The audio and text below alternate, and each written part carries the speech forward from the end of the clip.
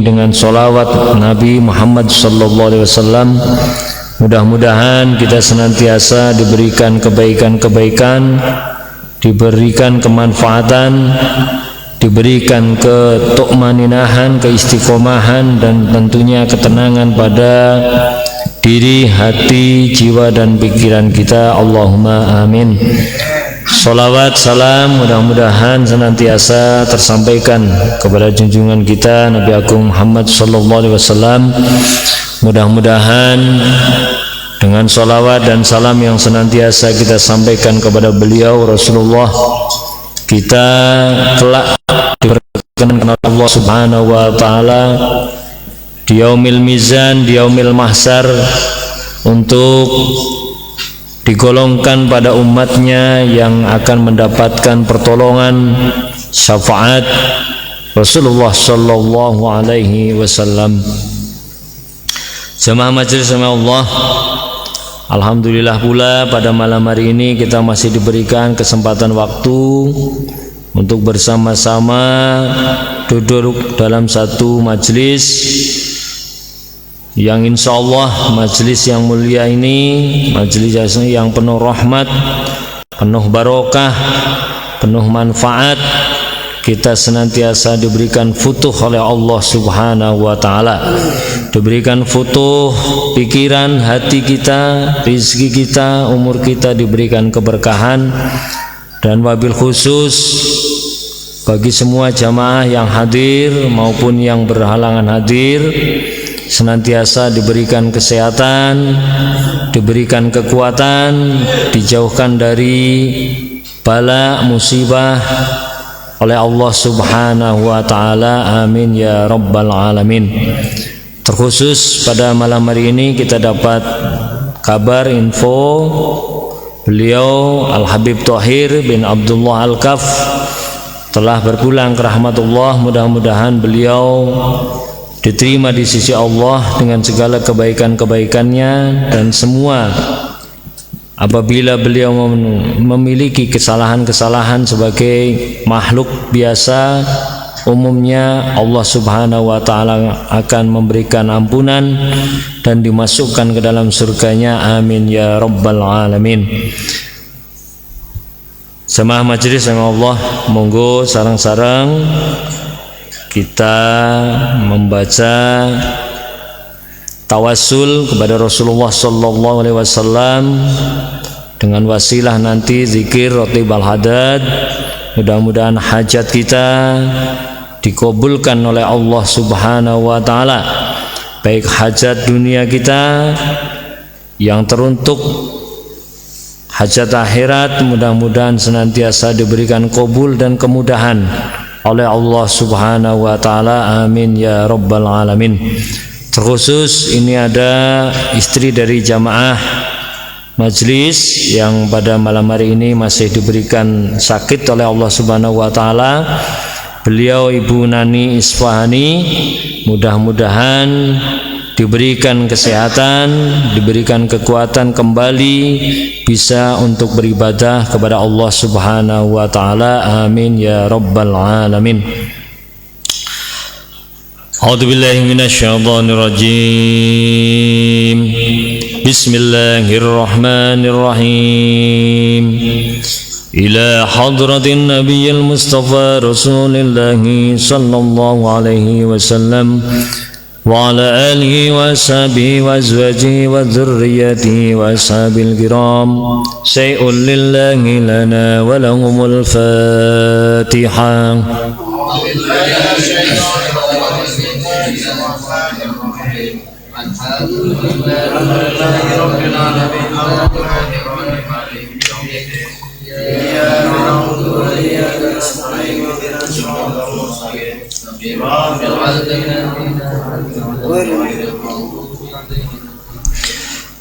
وإلى حضرة سيدنا إبراهيم وسيدنا موسى وسيدنا هارون سيدنا عيسى سيدنا نوح سيدنا داود سيدنا سليمان جميع الأنبياء والمرسلين عليهم الصلاة والسلام.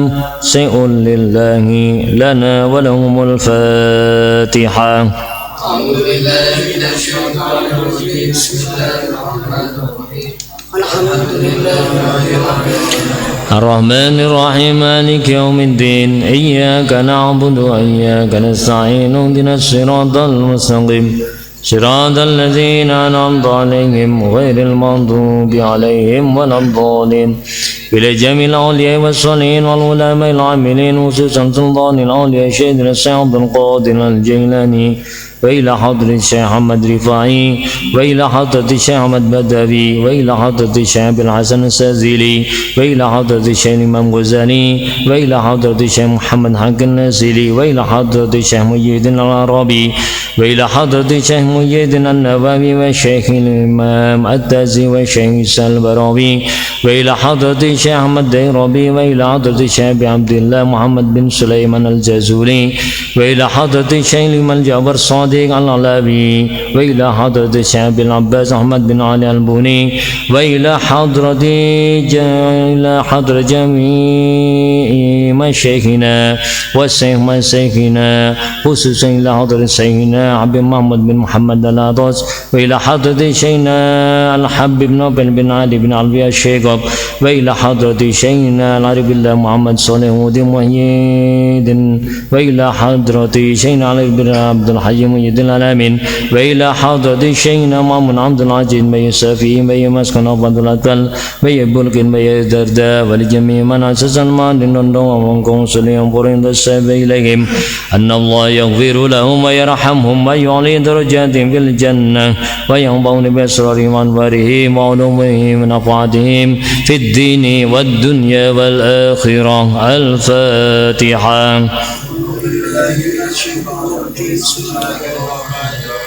الحمد لله رب العالمين الرحمن الرحيم مالك يوم الدين إياك نعبد وإياك نستعين اهدنا الصراط المستقيم صراط الذين أنعمت عليهم غير المغضوب عليهم ولا الضالين وإلى حضرة جميع العلماء البكرين بي الصبري عبد الحميد بي عبد الغفور بي جبري بي السماري بي السدرة وإلى حضرة بهدنغال وزوجتي وإلى حضرة بكر عبد اللطيف وإلى حضرة جميع من أسس قرية البكرين أن الله يغفر لهم ويرحمهم ويعلي درجاتهم في الجنة وينفعنا بأسرارهم وأنوارهم وعلومهم ونفعاتهم في الدين والدنيا والآخرة.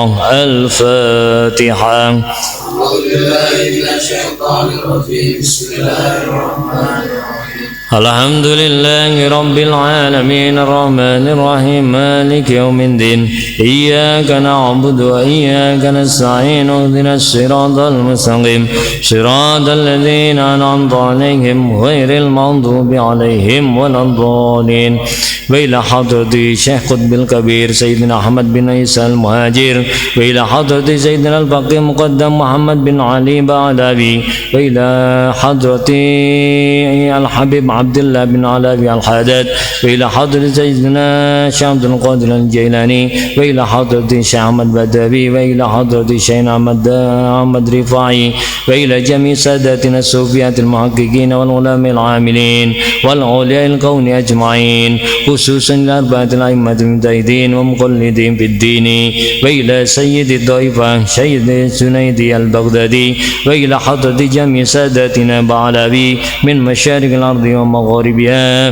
في برها وبحرها خصوصا إلى قطب الرباني السربوني الشيخ شريف بداية الله وإلى جميع شربوني وصلحائهم أن الله يغفر لهم ويرحمهم ويعلي درجاتهم في الجنة وينفعنا بأسرارهم وأنوارهم وعلومهم في الدين والدنيا والآخرة.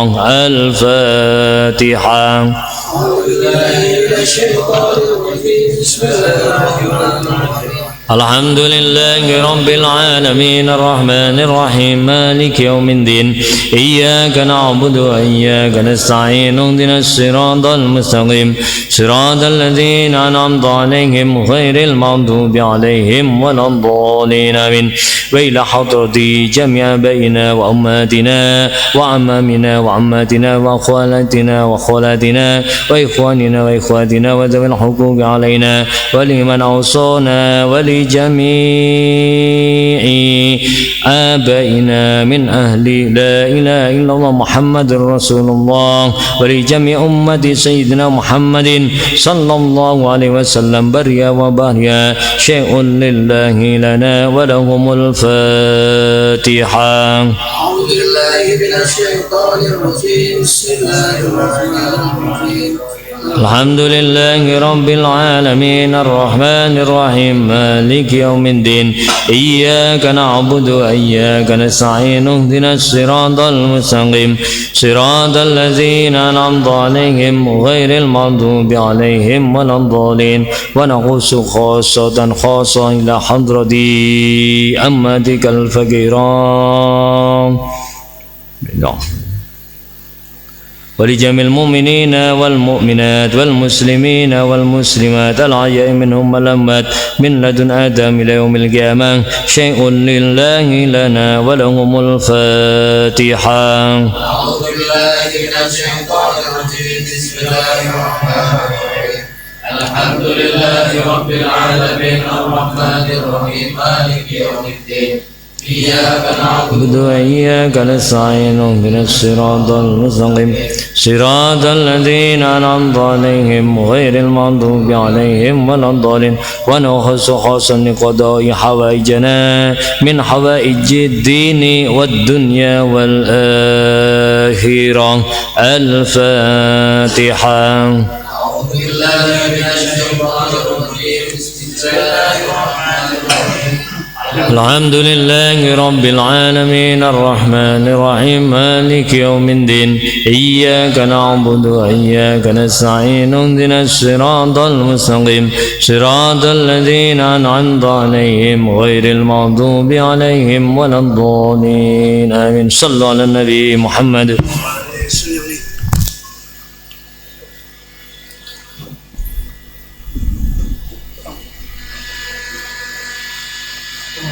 وسلم وبارك عليه وعلى آله.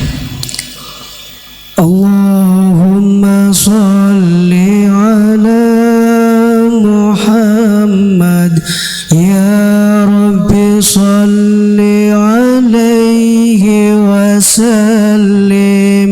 اللهم صل على محمد يا رب صل عليه وسلم في حب سيدنا محمد نور للبدر الهدى متمم.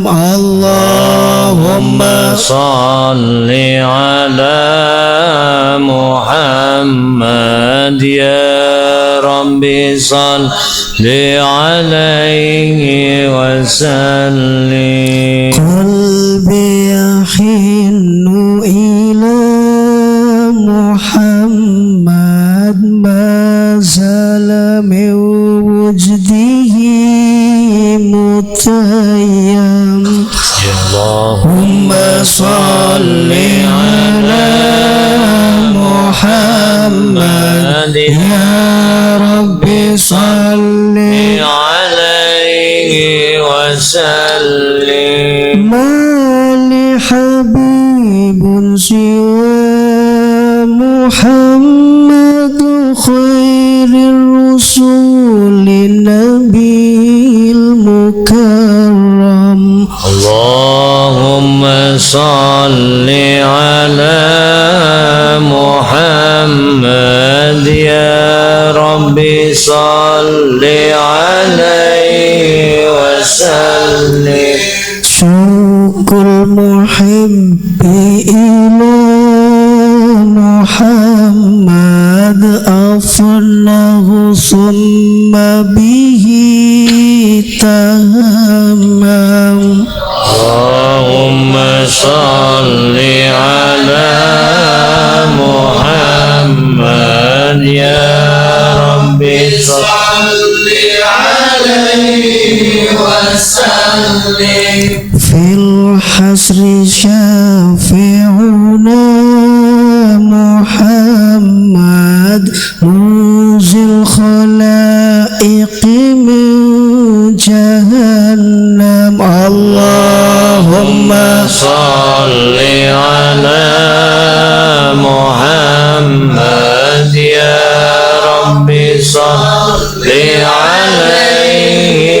وسلم ميلاد سيدنا محمد القرى بلد معظم اللهم صل على محمد يا ربي صل عليه وسلم أحيد زمنا محمد مولاه سلمه وكلم اللهم صل على محمد يا ربي صل عليه وسلم عدؤك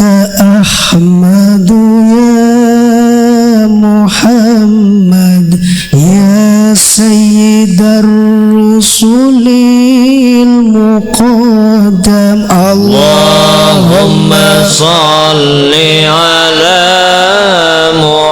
محمد يا ربي صل عليه وسلم اشفع إلى الله يا محمد يوم القيامة كي أنعم اللهم صل على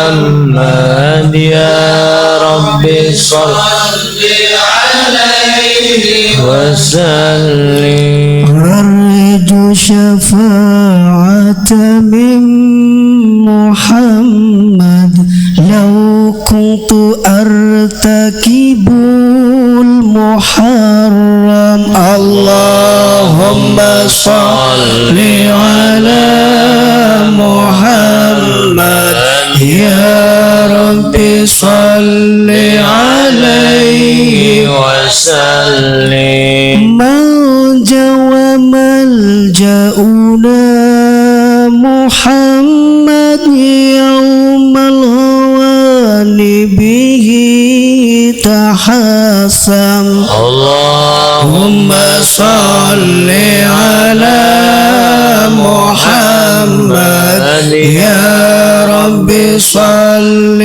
عليه وسلم والنور جاء به محمد والحق بين إن تكلم اللهم صل على محمد يا ربي صل عليه وسلم أعلى السماء سماء محمد جبريل قال له تقدم اللهم صل على محمد يا ربي صل عليه وسلم والجند حين غزا محمد منهم ملائكة تصوم اللهم صل على محمد يا ربي صل عليه وسلم وعدل أظهره محمد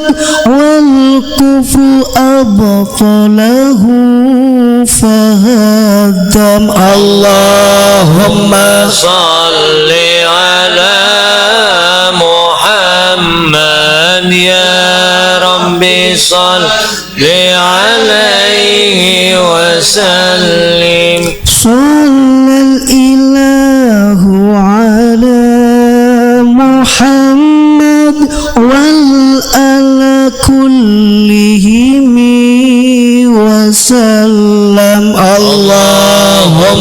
صل على محمد يا ربي صل عليه وسلم اللهم صل على محمد يا ربي صل عليه وسلم اللهم صل على محمد يا ربي صل عليه وسلم اللهم صل وسلم وبارك عليه وعلى آله وصحبه.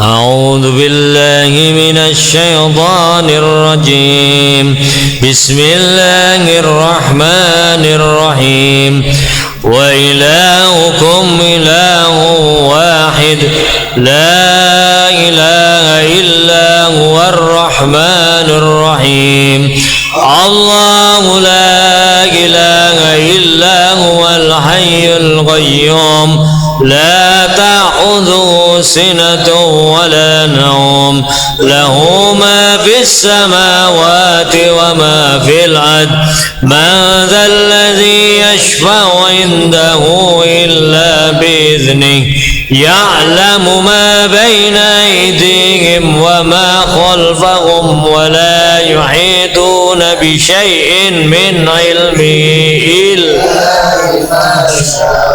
وسع كرسيه السماوات والأرض ولا يعود حفظهما وهو العلي العظيم لله ما في السماوات وما في الأرض وإن تبدوا ما في أنفسكم أو تخفوه يحاسبكم به الله فيغفر لمن يشاء ويعذب من يشاء والله على كل شيء قدير آمن الرسول بما أنزل إليه من ربه والمؤمنون كل آمن بالله وملائكته وكتبه ورسله لا نفرق بين أحد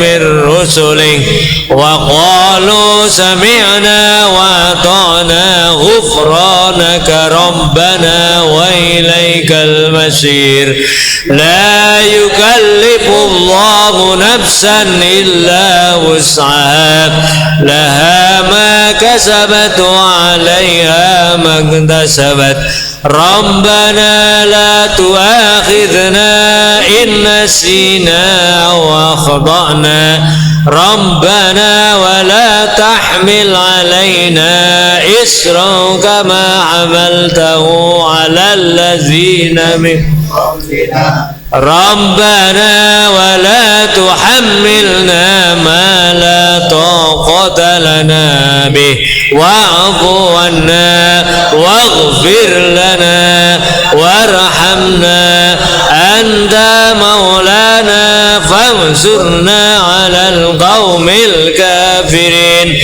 لا إله إلا الله وحده لا شريك له له الملك وله الحمد يحيي ويميت وهو على كل شيء قدير لا إله إلا الله وحده لا شريك له له الملك وله الحمد يحيي ويميت وهو على كل شيء قدير لا إله إلا الله وحده لا شريك له له الملك وله الحمد يحيي ويميت وهو على كل شيء قدير سبحان الله والحمد لله ولا إله إلا الله والله أكبر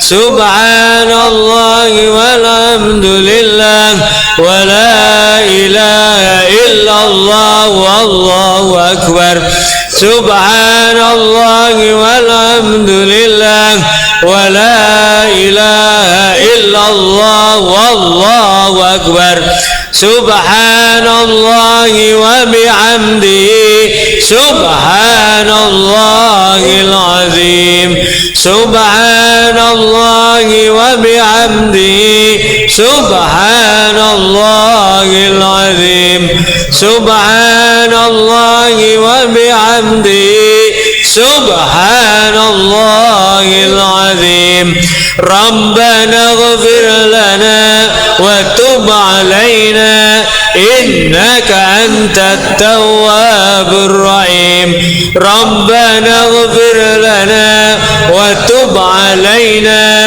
إنك أنت التواب الرحيم ربنا اغفر لنا وتب علينا إنك أنت التواب الرحيم اللهم صل على محمد اللهم صل عليه وسلم اللهم صل على محمد اللهم صل عليه وسلم اللهم صل على محمد اللهم صل عليه وسلم أعوذ بكلمات الله التامات من شر ما خلق أعوذ بكلمات الله التامات من شر ما خلق أعوذ بكلمات الله التامات من شر ما خلق بسم الله الذي لا يضر مع اسمه شيء في الأرض ولا في السماء وهو السميع العليم بسم الله الذي لا يضر مع اسمه شيء في الأرض ولا في السماء وهو السميع العليم بسم الله الذي لا يضر مع اسمه شيء في الأرض ولا في السماء وهو السميع العليم رضينا بالله ربا وبالإسلام دينا وبمحمد نبيا رضينا بالله ربا وبالإسلام دينا وبمحمد نبيا رضينا بالله ربا وبالإسلام دينا وبمحمد نبيا بسم الله والحمد لله والخير والشر بمشيئة الله بسم الله والحمد لله والخير والشر بمشيئة الله بسم الله والحمد لله والخير والشر بمشيئة الله آمنا بالله واليوم الآخر تبنا إلى الله باطنا وظاهرا آمنا بالله واليوم الآخر تبنا إلى الله باطنا وظاهرا آمنا بالله واليوم الآخر تبنا إلى الله باطنا يا ربنا واعف عنا وامحو الذي كان منا يا ربنا واعف عنا وامحو الذي كان منا يا ربنا واعف عنا وامحو الذي كان منا يا ذا الجلال والإكرام أمتنا على دين الإسلام يا ذا الجلال والإكرام أمتنا على دين الإسلام يا ذا الجلال والإكرام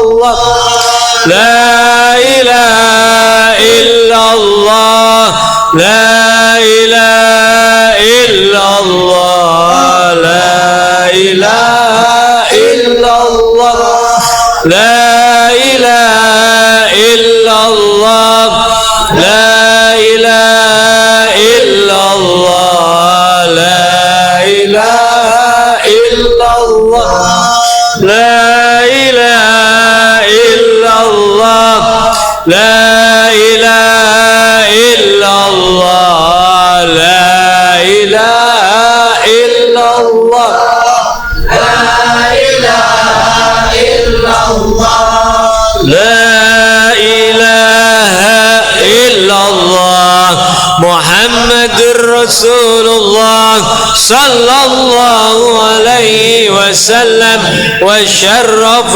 وكرم ومجد وعظم ورضي الله تعالى عن الصحابة أجمعين. أعوذ بالله من الشيطان الرجيم. بسم الله الرحمن الرحيم. قل هو الله أحد الله الصمد لم يلد ولم يولد ولم يكن له كفوا أحد. بسم الله الرحمن الرحيم. قل هو الله أحد الله الصمد لم يلد ولم يولد ولم يكن له كفوا أحد. بسم الله الرحمن الرحيم. قل هو الله أحد الله الصمد لم يلد ولم يولد ولم يكن له كفوا أحد. لا إله إلا الله والله أكبر ولله الحمد. بسم الله الرحمن الرحيم. قل أعوذ برب الفلق من شر ما خلق ومن شر غاسق إذا وقب ومن شر النفاثات في العقد ومن شر حاسد إذا حسد. لا إله إلا الله والله أكبر ولله الحمد. بسم الله الرحمن الرحيم. قل أعوذ برب الناس ملك الناس إله الناس من شر الوسواس الخناس الذي يوسوس في صدور الناس من الجنة والناس. الفاتحة إلى الروح حبيبنا وشفيعنا رسول الله محمد بن عبد الله صلى الله عليه وسلم وآله وأصحابه وذريته. إن الله يعلي درجاته في الجنة وينفعنا بأسراره وأنواره وعلومه في الدين والدنيا والآخرة ويجعلنا من حزبه ويرزقنا محبتهم ويتوفانا على ملتهم وينصرنا في زمرتهم. الفاتحة. أعوذ بالله من الشيطان الرجيم. بسم الله الرحمن الرحيم. الحمد لله رب العالمين الرحمن الرحيم مالك يوم الدين. إياك نعبد وإياك نستعين اهدنا الصراط المستقيم صراط الذين أنعمت عليهم غير المغضوب عليهم ولا الضالين. الفاتحة إلى الروح سيدنا الفقيه المقدم محمد بن علي بعلوي وأصوله وفروعه وذوي الحقوق عليهم أجمعين. إن الله يغفر لكم ويرحمكم ويعلي درجاتهم في الجنة وينفعنا بأسرارهم وأنوارهم وعلومهم ونفحاتهم في الدين والدنيا والآخرة. الفاتحة. بسم الله الرحمن الرحيم. الحمد لله رب العالمين الرحمن الرحيم مالك يوم الدين. إياك نعبد وإياك نستعين اهدنا الصراط المستقيم صراط الذين أنعمت عليهم غير المغضوب عليهم ولا الضالين. ثم إلى سيدنا الخبيب صاحب الراتب كتب الإرشاد عبد الله بن علوي الخدد وأصوله وفروعه وذوي الحقوق عليهم أجمعين. إن الله يغفر لكم ويرحمهم ويعلي درجاتهم في الجنة وينفعنا بأصوالهم وأنوارهم وعلومهم في الدين والدنيا والآخرة. الفاتحة. أعوذ بالله من الشيطان الرجيم. بسم الله الرحمن الرحيم. الحمد لله رب العالمين الرحمن الرحيم مالك يوم الدين إياك نعبد وإياك نستعين اهدنا الصراط المستقيم صراط الذين أنعمت عليهم غير المغضوب عليهم ولا الضالين. الفاتحة. إلى روح مولانا ملك إبراهيم وإلى رورد رحمة الله سنن أمبل وإلى رورد المقدوم سنن بنان وإلى رورد عين اليقين سنن جري وإلى رورد القاسم سنن درجات وإلى رورد سعيد سنن جلي جگا وإلى روح سيد جعفر صادق سنن قدس وإلى رورد عمر سعيد سنن مريا وإلى روح صريف هداية الله سنن جنجاتي. الفاتحة. إلى الروح أبي حسن السادلي وصي محمد بخدين بخالل بخامد بقدس بقدون بمرقصو baca balok asy cebu kadang sebu gajah dan sebu jadi Amba Muhammad Amba Salih Amba Datu Amba Nur Amba Khtimiyati Amba Muhyiddin Amba Haji Junaidi Amba Samsuddin Amba Munawwar Amba Mukhtar Amba Ismail Sarkam wila khadrati Al-Habib Umar Al-Khafid Al-Habib Lutfi bin Yahya wa sahibatsiku wila khadrati Al-Habib Sakib wila Sakab wa ila khadrati Asyid wa Khawat Ngadin Malik Al-Khas wa ila khadrati Al-Habib Salim As-Sadri wa ila khadrati Al-Habib Ali Syekh Abid bin Hasim As-Sikab wa ila khadrati Al-Habib Abdullah bin Muhsin Al-Attas wa ila khadrati Al-Habib Muhsin Batul Al-Attas wa ila khadrati Syekh Asri Al-Isaki wa ila khadrati Syekh Osman Al-Isaki wa ila khadrati Muhammad bin Zubair wa ila khadrati Al-Habib Tauhir Al-Kaf wa ila khadrati summa illa ruh tasayin batun bismillahirrahmanirrahim sallallahu Islam wa usulihi wa furu'ihi fi dini wa dunya wal akhirah. Al-Fatihah.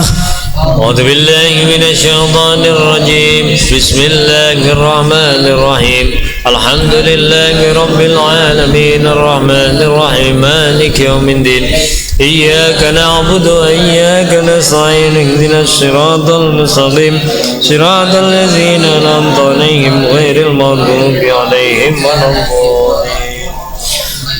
ثم إلى أرواح الأولياء والصالحين وأئمة الراشدين ثم إلى أرواح والدينا ومشايخنا ومعلمينا وذوي الحقوق علينا أجمعين ثم إلى أرواح أموات هذه البلدة من المسلمين والمسلمات والمؤمنين والمؤمنات. إن الله يغفر لكم ويرحمكم ويعلي درجاتهم في الجنة وينفعنا بأسرارهم وأنوارهم وعلومهم في الدين والدنيا والآخرة. الفاتحة. أعوذ بالله من الشيطان الرجيم. بسم الله الرحمن الرحيم.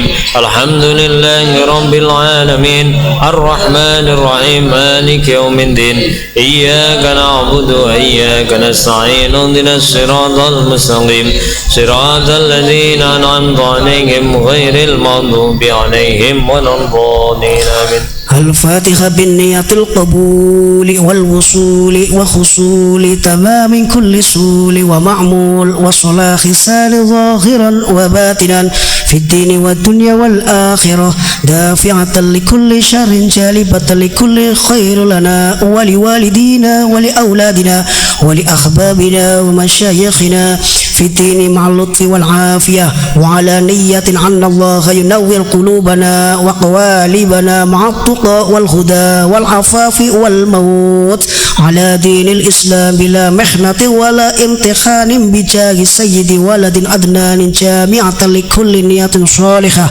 وزيادة محبة في شرف الحبيب محمد صلى الله عليه وسلم وعلى آله وصحبه وسلم. الفاتحة. أعوذ بالله من الشيطان الرجيم. بسم الله الرحمن الرحيم.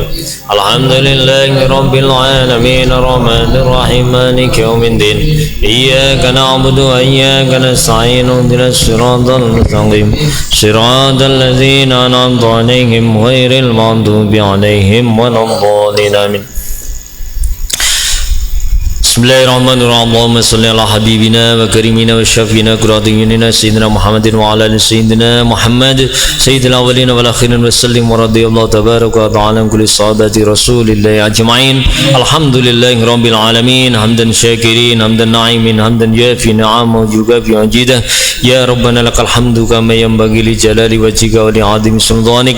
Subhanaka la nuhsi sanan 'alaika kama asnaita 'ala nafsika falakal hamdu hatta tarda wa lakal hamdu idza radit wa lakal hamdu ba'da ridha.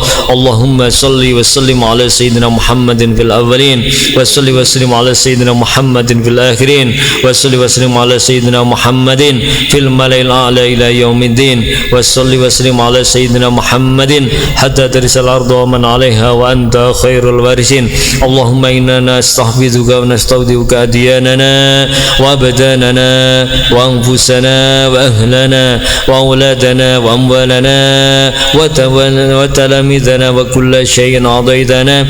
Allahumma jalna wa iyyahum fi kanafika wa amanika wa jiwarika wa iyadika min kulli shaytanin marid wa jabbarin anid wa dhi ainin wa dhi bagin wa min syarri kulli dhi syarrin innaka ala kulli shay'in qadir. Allahumma jalna bil afiyati was salama wa haqiqna bit taqwa wal istiqamah wa aizna min mujibatin nadama fil hali wal mali innaka sami'ud du'a.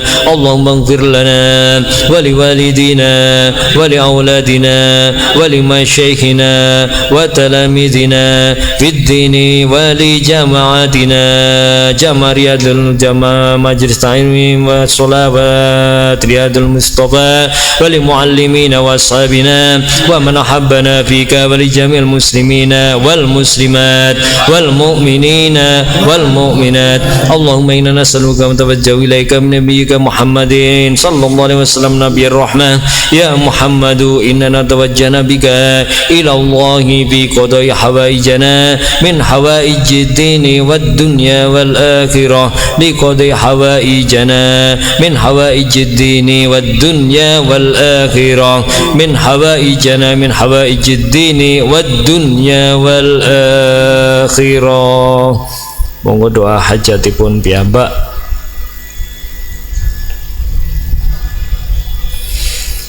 Allahumma amin. Allahumma safi'u fina Allahumma safi'u fina bisafati sayyidina Muhammadin sallallahu alaihi wasallam. Allahumma inna nas'aluka hubbaka wa hubba man yuhibbuka wa hubba man yuqarribuna ila hubbika.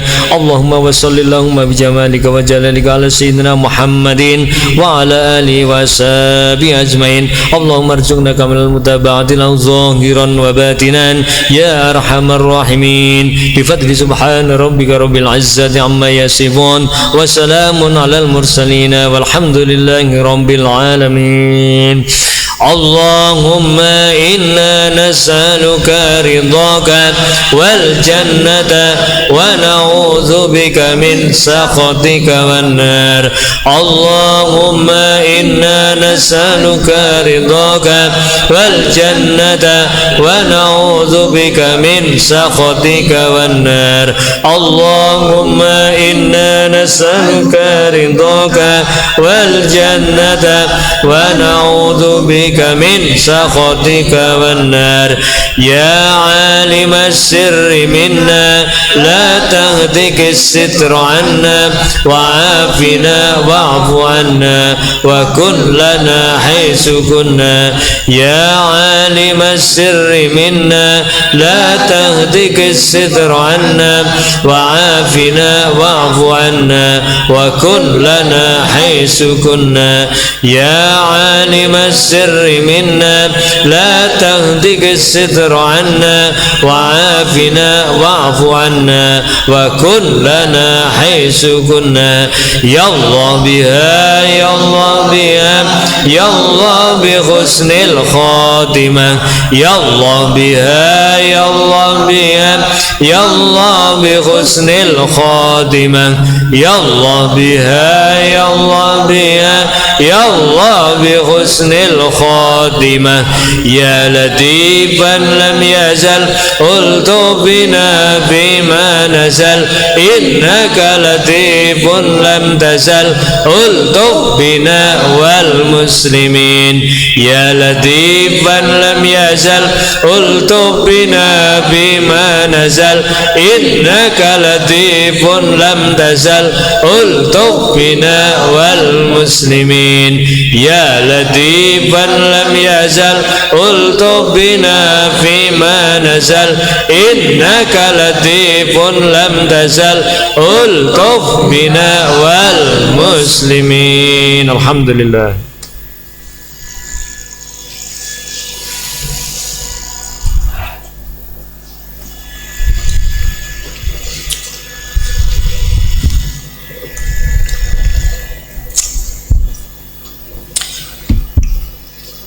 Bismillahirrahmanirrahim.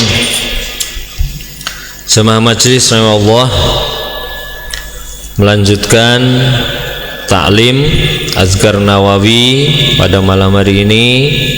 Mudah-mudahan kita diberikan kemanfaatan, diberikan futuh oleh Allah Subhanahu wa taala dan keberkahan oleh Allah Subhanahu wa taala. Amin ya rabbal alamin. Alhamdulillah, wabil khusus pada malam hari ini kita kedatangan tamu dari mahasiswa YIN Pekalongan, yang mana beliau akan mengadakan ada tugas dari kampus untuk mengambil suatu manfaat atau penelitian daripada manfaat zikir, manfaat bertawajuh kepada Allah Subhanahu wa taala dengan mengesahkan, menyebut, mengagungkan asma Allah Subhanahu wa taala, agar lebih tahu dalam makna dan manfaat serta apa yang menjadi motivasi kenapa manusia harus senantiasa berzikir, dan kalimah-kalimah apa dan dasarnya apa zikir-zikir yang dipanjatkan kepada Allah Subhanahu wa taala. Mudah-mudahan nanti bisa diberikan manfaat, Allahumma amin. Bismillahirrahmanirrahim. Qala al-musannif rahimahullah, babu ma yaqulu fil masjid.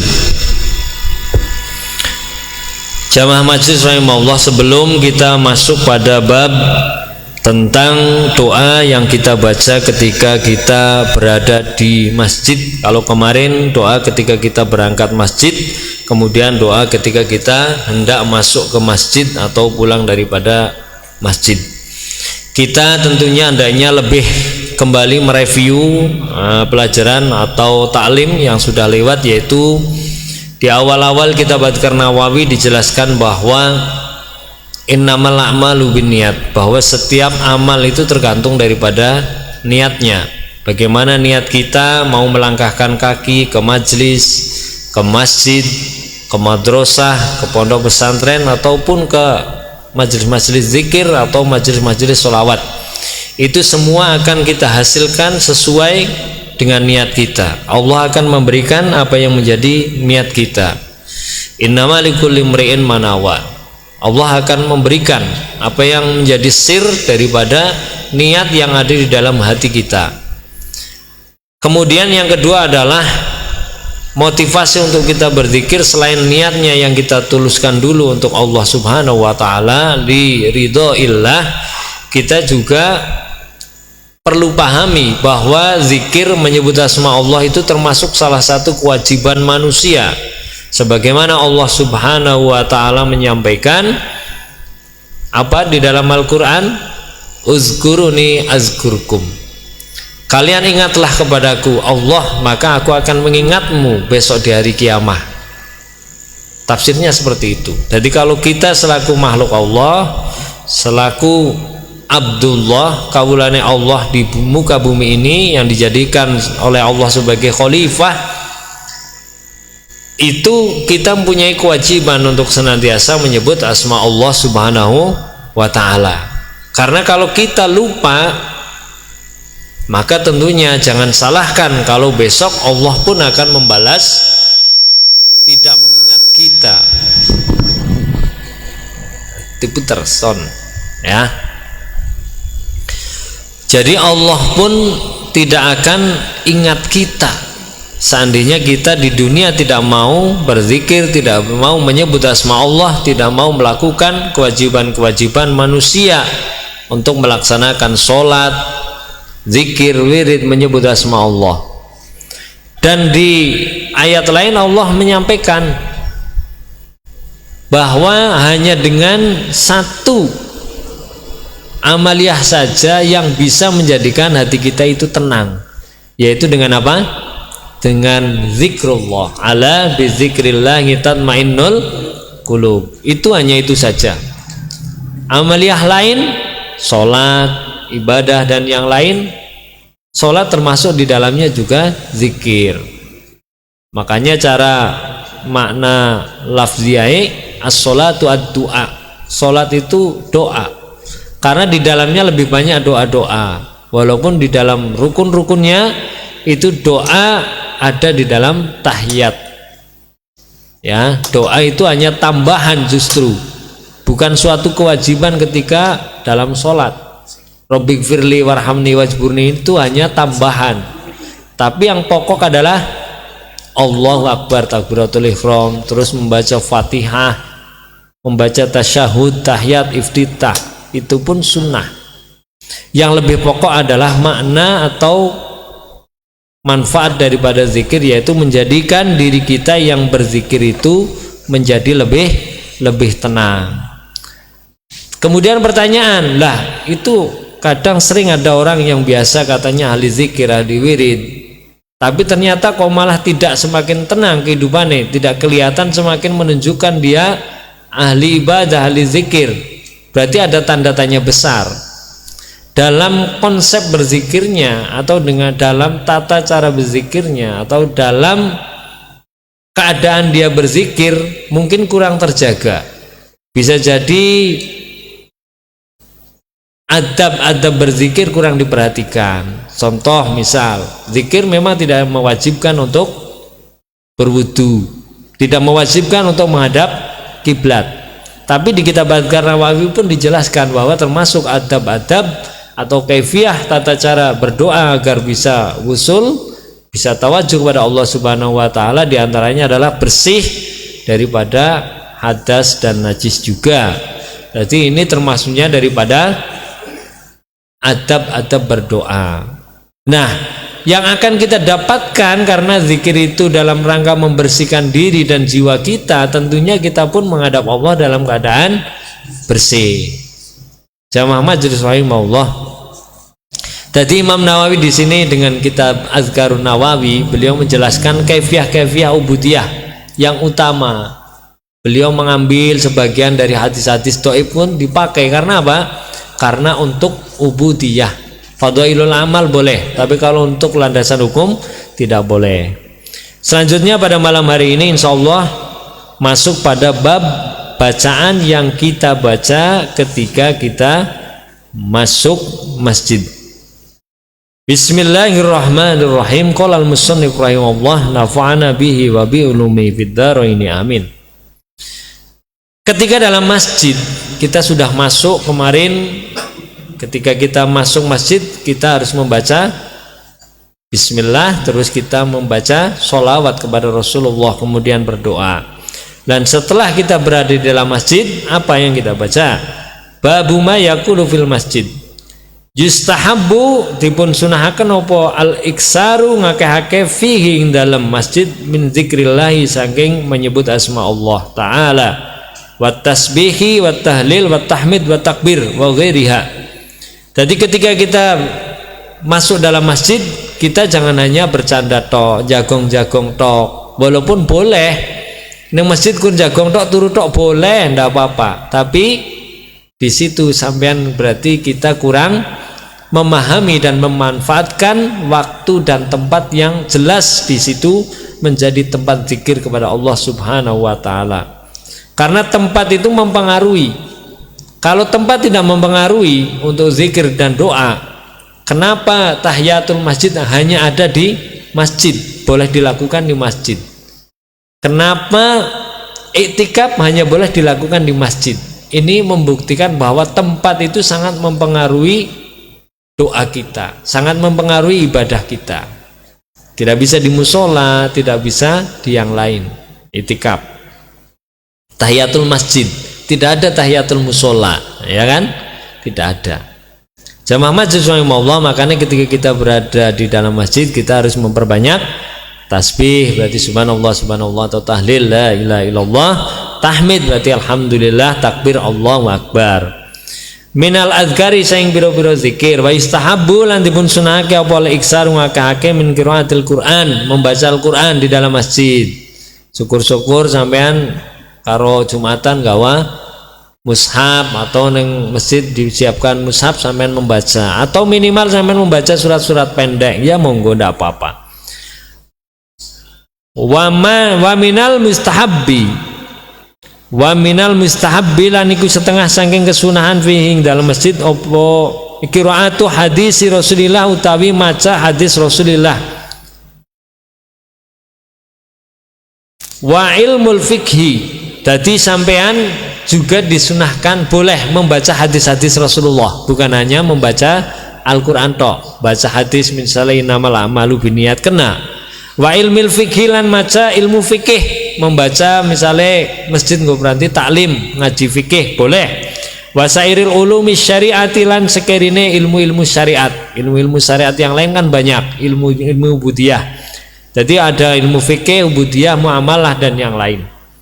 Qala ta'ala, dawakan sama Allah Ta'ala, fi buyutin azinallahu an turfa'a wa yuzkaro fi hasmuhu yusabbihu lahu fiha bil ghudwi wal asal rijalun ilahirihi, yang artinya fi buyutin ing dalam piro-piro ummah ning kene fil masajid, azinallahu ngizinakan sapa Allah an turfa'nya ento dipun angkat, wa yuzkaro lan dipun sebut fiha ing dalam buyut apa ismuhu, asmane Allah. Masjid itu diperbolehkan oleh Allah untuk menyebut asma-asma Allah, nggo azan, ya kan, nggo salat, nggo zikiran, wiridan.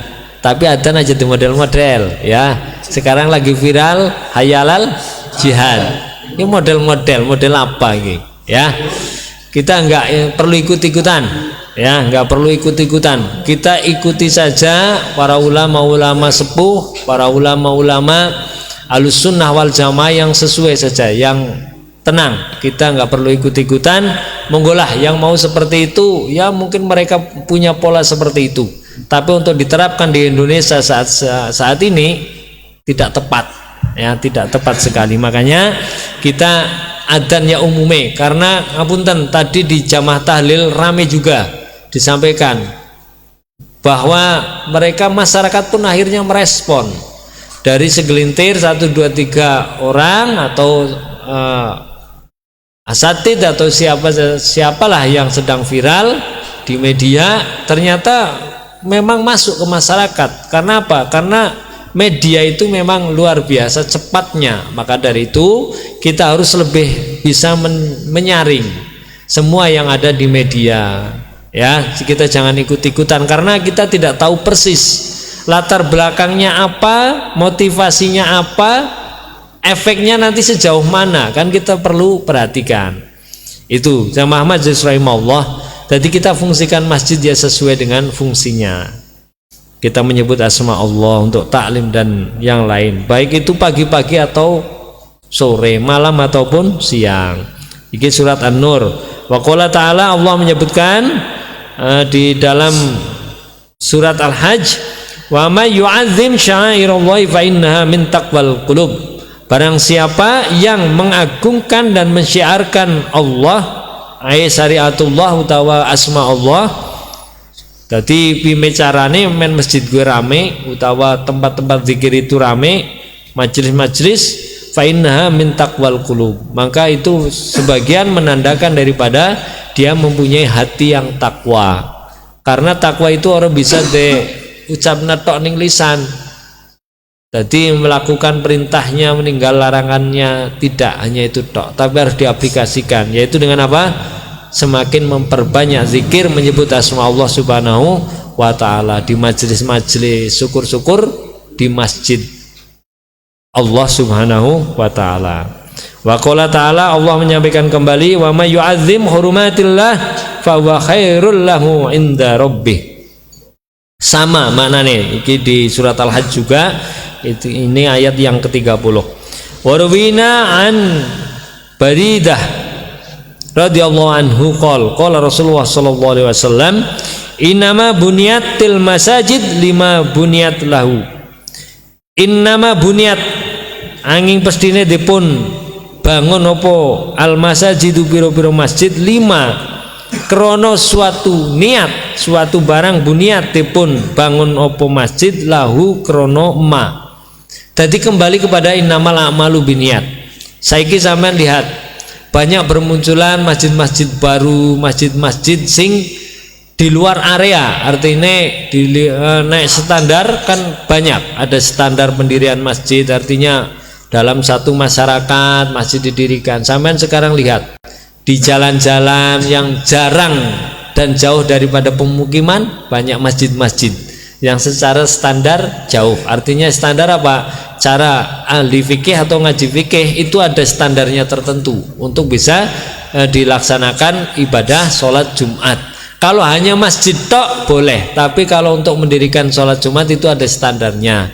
Nah, makanya itu yang lebih tahu jawabannya itu para alim, para ulama, para sepuh, ahli fuqaha, dan tentunya para ulama lan kiai. Jamaah majelis rahimahullah. Selanjutnya wan Anas radhiyallahu anhu anna Rasulullah sallallahu alaihi wasallam qol lil a'rabi, Kanjeng Nabi ngendikan maring wong Arabi gue cara saiki wong desa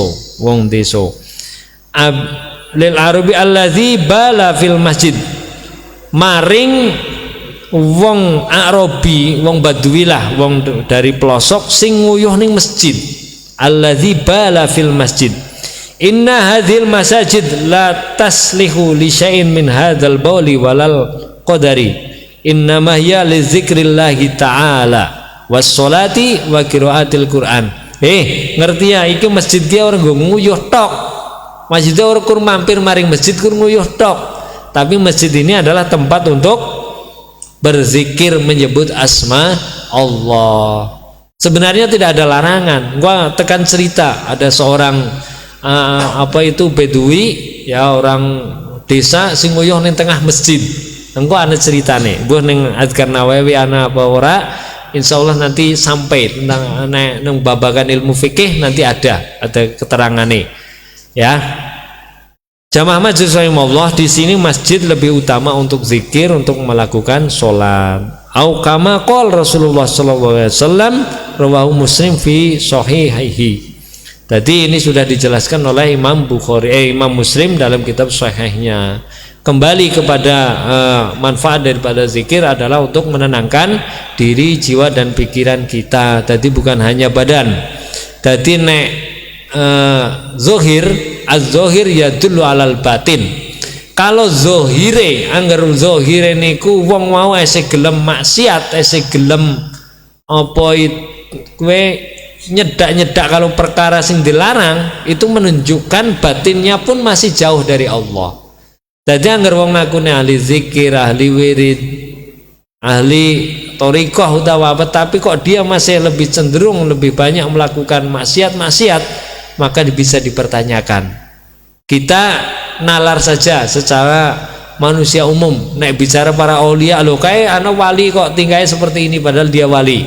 Itu bukan tarapan kita. Kalau kita level kita orang umum biasa, ya umumnya harusnya kalau dia ahli ibadah, ahli zikir, ahli sholat, tentunya lebih bisa menjaga lisannya, lebih bisa menjaga hatinya, lebih bisa menjaga pikiran kita dari pikiran-pikiran jelek. Karena tentunya kalau amaliyah kita zohirnya jelek, nanti akan jadi fitnah. Karena aku sikapnya seperti ini, baiklah menutupi aku darani ahli zikir. Jangan salah, dengan seperti itu pun ada titik kesombongan. Kemarin di awal-awal Azkar Nawawi sudah dijelaskan. Bisa jadi dengan kita menjauh, kita menyendiri, zikir dewekan, setan luwih gampang ganggu. Oh, aku zikire wis akeh, wong liya kayane aku weruh bae kayong delenge. ora apik kabeh. Lah itu setan akan larinya ke situ. Jadi kita jangan sampai tergoda oleh tipu daya setan. Sing apik kuwi tawazun. Khairul umur al-wasat atau khairul umuri wasatuha. Nah hadisnya seperti itu. Sedengan baiklah ya zikiran, ya wiridan, ya amaliyah ubudiyah aja katene. Zikirnya zikiran baik nang omah lah, mau metu sing omah. Lah terus pimen? Amaliyah kemanfaatan sampean nggo orang lain akan tertunda. Sampean anak kalane nggo amaliyah, muamalah karo wong liya yang nggo amaliyah. Anak kalane nggo zikiran. Anak kalane wayahe kerja. Anak kalane wayahe zikiran, majlisan mangkat. Kan seperti itu. Aja katanya metekut bae ning majlis bae ora apa-apa, zikiran ora apa-apa. Lah terus keluargane butuh kewajiban jenengan untuk nafkah. Karo kerja karo zikiran, karo jahit karo maca rotib kan kayak gue ya kan, karo apa genjot, karo misalnya security jadi satpam ya karo maca rotib esok sore esok rotib alatos ya kan, sore rotib al hadad kan seperti itu.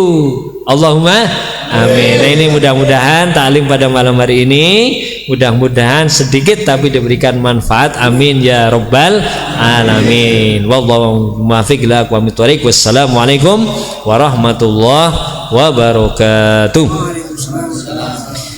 Ya Rabbana atarafna bi anna naqtarafna wa annana asrafna ala ladha asrafna fatub alayna tawbah taghsil li kulli hawbah wastur lana al-awrati wa aminir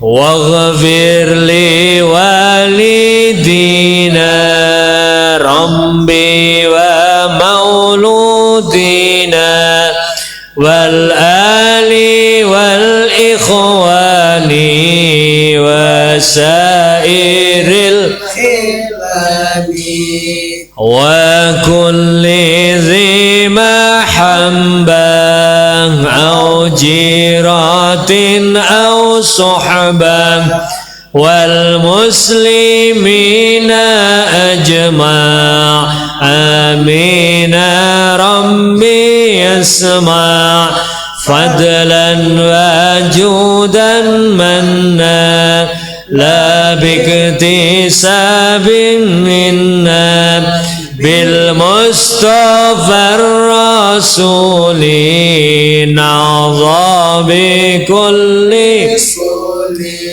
صلى وسلم ربي عليه عند الحمد وآله وصحبه عدد قص الصحب والحمد للإله في البدء والتناهي والحمد للإله في البدء والتناهي الحمد لله رب العالمين.